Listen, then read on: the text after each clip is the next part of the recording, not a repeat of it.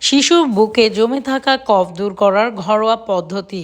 গরম পানির ভাপ দিন। 1 বছরের বেশি বয়স হলে মধু ও লেবুর রস মিশিয়ে খেতে দিন। গরম স্যুপ বা গরম পানি পান করান। গরম তেল দিয়ে পিঠে ও বুকে ম্যাসাজ করুন।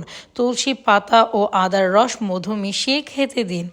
সবথেকে বড় কথা বা সতর্কতা অবলম্বন করবেন, বেশি সমস্যা হয়ে গেলে চিকিৎসকের শরণাপন্ন হবেন।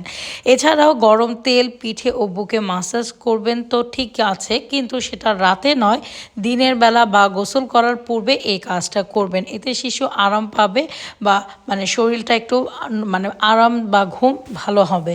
তবে এটা রাতের বেলা করলে শিশুর জন্য ক্ষতির কারণ হতে পারে বা মাথায় সরিষার তেল দেওয়া যাবে না। এই বিষয়টা আমি বারবার আমার আগের ভিডিওগুলোতেও বলেছি যে শিশুর মাথায় কোনো ধরনের তেল ব্যবহার করা ঠিক হবে না, এতে আরও ঠান্ডা বেড়ে যেতে পারে।